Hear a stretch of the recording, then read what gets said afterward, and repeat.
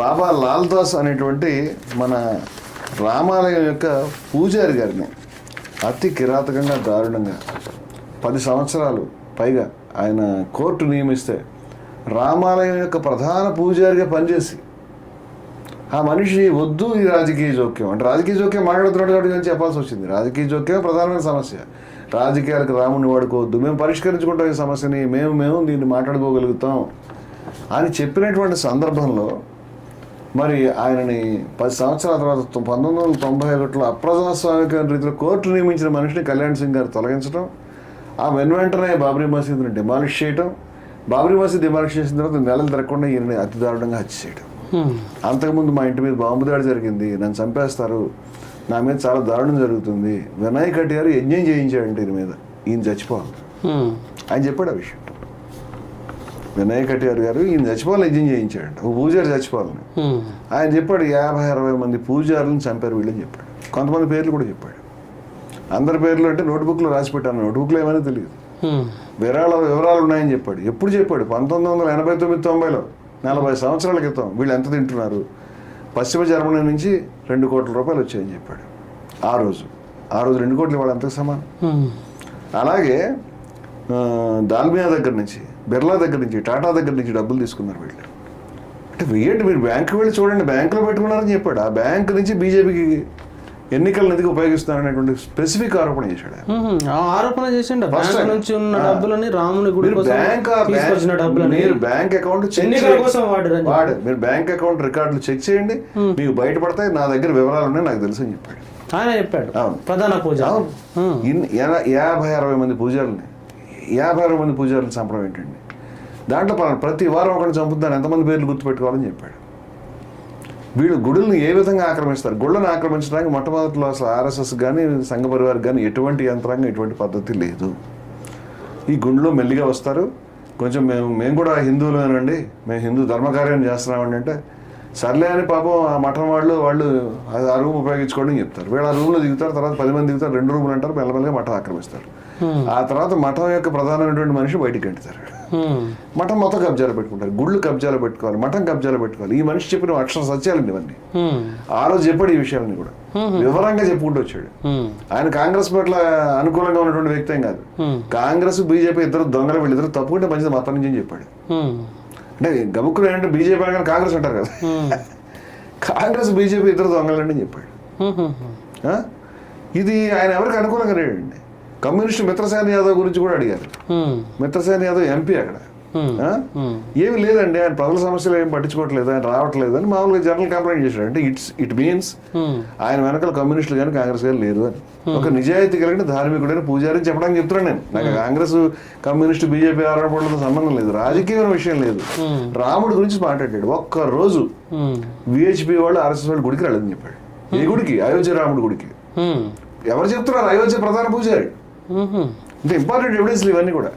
ఇంత వివరంగా కాదు కానీ నేను ప్రధాన ఆలయ పూజారిని చంపేశారు, 50-60 మంది పూజారులను చంపారని ఆయన చెప్తున్నాడు. ఆయన చెప్పినటువంటి రికార్డు ఇవాళ మన దగ్గర లేదు. అంతకుముందు బాంబు దాడి చేశారు, వాళ్ళు చంపలేదు, అదేదో ప్రాపర్టీ తగదా అని చెప్తున్నారు. కానీ ముందర నాకు రక్షణ కల్పించండి, నన్ను చంపేస్తారని ఆయన ఇప్పటిదాకా ఉంచారంటే ఆశ్చర్యం. ఆయన అడిగితే కళ్యాణ్ సింగ్ గారు రక్షణ కల్పించలేదు. కల్పిస్తే ఎందుకు అడుగుతామండి? కల్పిస్తే మీ ఇంటెన్షన్ ఎందుకు మేము తప్పుపడతాం? ఏ కేసు కూడా ఎవరి మీద వెళ్ళదు కదా. అంచేత ఈ విషయాలు నేను చెప్పాను. ఈ విషయాలు చెప్పడమే కాకుండా శోభా కరంద్లాజే అనేటువంటి కర్ణాటకకు సంబంధించినటువంటి బీజేపీ నాయకురాలు ఒక ఆవిడ తన ట్విట్టర్లో కావాలని పోస్ట్ చేసినటువంటి ఒక బొమ్మని ఇది మీరు చూడండి. ఇంతకంటే ఘోరం ఉంటుందా? ఎన్నికల సమయంలో చాలా బీజేపీ హ్యాండిల్స్ అన్ని పోస్ట్ చేసినవి. నరేంద్ర మోదీ గారు రాముడికి దారి చూపిస్తున్నాడు. నరేంద్ర మోదీ గారు రాముడిని ఉద్ధరిస్తున్నాడు అనుకోవాలి. జగదోద్ధారకుడు శ్రీరామచంద్రుడు అంటే జగత్తుకు దారి చూపించేవాడు ఆయన, విశ్వాన్ని భరించేవాడు విశ్వంభరుడు ఆయన. ఈయన ఎంత గొప్పవాడైనా కావచ్చు, ఆయన కావాలంటే వాళ్ళ ఇంట్లో వాళ్ళ తమ్ముడికైనా వాళ్ళ ఆవిడకో వాళ్ళ అమ్మకో నాన్నకో దారి చూపిస్తే ఓకే. రాముడికి దారి చూపించడం ఏంటండి? ఇటువంటి దుర్మార్గమైన ప్రచారాన్ని ఆ పార్టీ చేయటం అంటే మతాన్ని ఉపయోగించుకోవడం కాదా? రాముడి కంటే మోడీ గొప్ప అని చూపించడం కాదా ఈ బొమ్మల యొక్క అర్థం? ఇటువంటి మాటలు అంటే నేను మీరు కొంచెం వివరంగా చెప్పానంటే నేను అక్కడ 2-3 నిమిషాల్లో ఈ బొమ్మలు చూపించాను. ఆ చూపించే క్రమంలో చిట్ట చివరన చూపించినటువంటి బొమ్మ ఇది. ఏబిఎన్ వార్త. ఈ డేట్తో సహా మనకి అవైలబుల్గా ఉంది, ఎవరైనా నెట్లోకి వెళ్ళి చూడొచ్చు. ఇది బీజేపీ కార్యకర్తలు మోదీ గారికి ప్రజెంట్ చేద్దామని తీసుకొచ్చినటువంటి బొమ్మ. ఈ బొమ్మలో శ్రీకృష్ణుడి యొక్క విశ్వరూపం అనేటువంటి ఉన్నది. శ్రీకృష్ణుడి యొక్క విశ్వరూపాన్ని, భగవతత్వాన్ని, భగవత్ విశ్వరూపాన్ని ఎవరు చెప్పలేరు, ఎవరు మాట్లాడలేరు, ఎవరు ఊహించలేరు, ఎవరు చూడలేరు. కానీ దాన్ని వర్ణిస్తారు, గొప్పగా రాస్తారు, చాలా గొప్పగా శిల్పాల్లో చెక్కుతారు. అంతా మానవ ప్రయత్నాలు ఇవన్నీ కూడా. వాస్తవంగా ఏంటంటే మొత్తం సమస్తాన్ని మనం వీక్షించలేం, మన ఇంద్రియాలతో ఊహించే విషయం కాదు అది. కానీ అటువంటి విశ్వరూపం యొక్క అద్భుతమైనటువంటి చిత్రం చాలామంది పూజా గృహాల్లో ఉంటుందండి, చాలా గుళ్ళలో ఉంటుంది, చాలా చోట్ల క్యాలెండర్స్లో పెయింటింగ్స్లో ఉంటుంది. చాలా అద్భుతమైనటువంటి విషయం. సినిమాలో కూడా చాలా మనం పరవశిస్తాం ఆ దృశ్యాన్ని చూసి. అటువంటి చోట ఇది విశ్వాన్ని మొత్తానికి కూడా విశ్వంభరుడు అయినటువంటి శ్రీకృష్ణ పరమాత్మ దగ్గర ఆయన తలని, శ్రీకృష్ణ పరమాత్మ యొక్క తలని పక్కకు పెట్టి దాని ప్లేస్లో మోదీ గారు తల పెట్టారు. ఈ మాట అంటే చాలా కష్టం. తల అంటున్నారు, తల అనొద్దు అని చెప్పేసి ఆయన ఏమంటే భాష వినిపించింది. తల అనే మాటకి ఎంత కోపం వస్తే, తల తీసేసిన దానికి ఎంత కోపం రావాలి. ఎవరు ఈ దుర్మార్గుడు, ఇంత దుర్మార్గం చేశాడే అని కృష్ణ భక్తుడు అయినటువంటి వాడికి ఎంత కోపం రావాలి. కృష్ణ భక్తుడు అయినటువంటి వాడు ఇంత దుర్మార్గం చేస్తారు, ఎవరు వాళ్ళు చెప్పండి, రండి కేసు వేద్దాం, మనం ఇటువంటి దాన్ని మనం అలౌ చేయకూడదు, మనం దీని మీద ప్రకటన చేద్దాం, కార్యక్రమం చేద్దాం అనాలి. కానీ ఆయన కృష్ణ భక్తుడు కాదు, మోదీ భక్తుడు. ఆయన మోదీ భక్తుడా కృష్ణ భక్తుడా? మోదీ తలకాయ ఉంటే నచ్చుతుందా, శ్రీకృష్ణ భగవానుడి శిరస్సు ఉంటే నచ్చుతుందా? ఇప్పుడు మోదీ తల అక్కడ ఉండడం ఆయనకి ఇబ్బంది లేదు కాబట్టి, ఆయన సంతోషం కాబట్టి, ఆయన మోదీ భక్తుడు కాబట్టి, మోదీ భక్తుడు కృష్ణ భక్తులను ఎలా సహిస్తాడు? మోదీ భక్తుడు కాబట్టి నన్ను కొట్టాడు. నాకైతే లాజికల్గా ఏ కారణం కనిపించట్లేదు. కృష్ణ భక్తుడు అయితే దీని పట్ల ఆగ్రహించాలి. దీని పట్ల ఆగ్రహించలేదంటే ఆయన మోదీ భక్తుడు అనుకోవాల్సి వస్తుంది. మోదీ భక్తుడు శ్రీకృష్ణ భక్తుడిని కొట్టడానికి ముందుకు రావడం అనేది చాలా సహజమైనటువంటి విషయం. ఎందుకంటే శ్రీకృష్ణ తత్వం అనేది మొత్తం విశ్వానికి అంతటికీ గొప్ప తత్వం. ఈ మన మనుషుల యొక్క తత్వాలన్నీ కూడా రకరకాల రాగద్వేషాలతో కూడి ఉండేటువంటివి. ఏదో కావాలి, ఏదో డెవలప్ కావాలి, ఏదో ఆశించాలి, ఏ ఎమ్మెల్యే గారికైనా కాళ్ళు పట్టుకోవాలి, లేకపోతే రాజకీయం ఎదగాలి, ఏవో ఉన్నాయి ఆయన మనసులో. అందుకని దానికి హీరో కావడానికి ఆయన ప్రయత్నం చేసినట్టు కొడతానన్నాడు. కొడతానంటే కొట్టానన్నాను, కొడతానంటే బాబు కొట్టద్దు నన్ను ప్లీజ్ అని నేను కాళ్ళు పట్టుకోవాలా అందరి ముందు, నన్ను కొట్టద్దు నాకు భయం వేస్తుంది అని అనాలా? ఏమన్నా నాకు అర్థం కాలేదు. చాలా మంది కొడతానంటే నువ్వు కొట్టాడు కదా, కొట్టంటేనే కదా కొట్టిండు అనేది సోషల్ మీడియాలో అంటే వివేకం మాట్లాడుతున్నారు మీరు, వివేకం మాట్లాడతారా? అంటే నన్ను కొట్టద్దు, నాకు చాలా భయం వేస్తుంది, కొంచెం చెప్పుకి తీసి కింద పెట్టు అని నేను చెమటలు తుడుచుకుని కాళ్ళు పట్టుకుని ఇంకెప్పుడు కొట్టకున్నాను, ఇంకెప్పుడు అని చెప్పాలనా? What you mean? అంటే దిగజారడానికి లిమిట్స్, హద్దులు లేనటువంటి పరిస్థితి కనిపిస్తుంది. ఆయన నన్ను కొట్టడం కూడా మామూలుగా ఏదో మనం ఎవరిని అవమానించడానికి టప్పీలు కొట్టిన పద్ధతిలో ఏమి కొట్టలే. ఆయన చెప్పు హీలు కూడా చాలా గట్టిగా ఉంది, పెద్దది లావుది, చాలా గట్టిగా కొట్టాడు. మీరు ఆ వీడియో వింటే కనుక ఆ సౌండ్ కూడా గట్టిగా అనిపిస్తుంది. నాకు ఇష్యూస్ ఉన్నాయి కాబట్టి నాకు ఇవాళ దాకా కూడా నాకు ఇంకా కంట్రోల్లోకి రాలేదు. నిన్న సాయంత్రం జరిగింది, ఇంకా ఉంటుంది అంతే. ఎందుకంటే అది దట్ ఇస్ రాంగ్ ప్లేస్. అది వాస్తవం కూడా ఇక్కడ కొడితే చేస్తారు కూడా.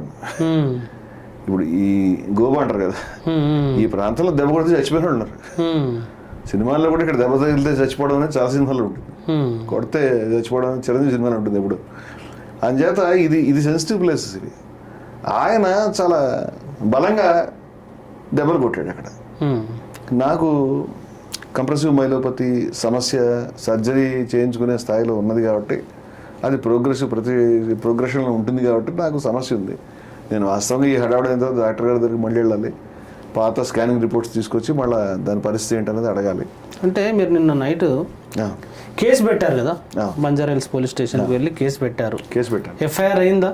అరెస్ట్ చేసి వాళ్ళ దాకా చూసుకునే పరిస్థితి రాలేదు.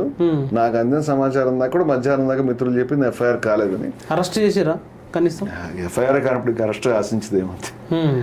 అది మిత్రులు ఇనాయతుల్ బక్రీ గారు కూడా నేను కనుక్కుంటాను అని చెప్పారు.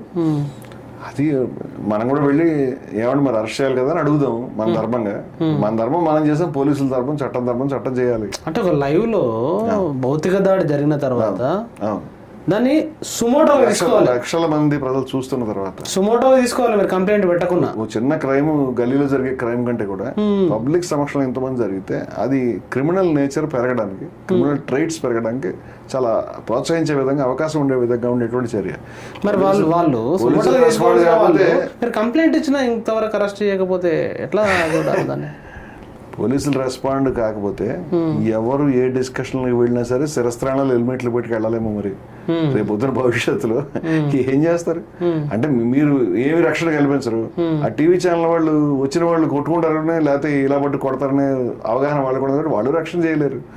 అందుకని ఈ రకమైన ధోరణి, లేకపోతే ఎవరెవరినైనా కొట్టచ్చు అనే పద్ధతిలో కొంతమంది యూట్యూబర్లు మాట కొడితే బాగా కొట్టాల్సింది, ఇంకో 4 ఎక్కువ కొట్టాల్సింది, నేను కూడా కొట్టే రోజు వస్తారా, నిన్ను కొట్టరా, ఆవిడ మాట్లాడేవాడిని ఎవరు కొట్టరా, నువ్వు కూడా పబ్లిక్ ప్లాట్ఫామ్ మీద మాట్లాడుతున్నావు కదా, నీ సిగ్గు లజ్జా లేకుండా కొట్టాల్సింది అని పెడుతున్నటువంటి వాళ్ళ మానసిక వికృతత్వం, వాళ్ళ స్థాయి ఎంత లో లెవెల్కి దిగజారిందో I'm not able to understand. చాలా అసహ్యంగా దరిద్రంగా ఉంది.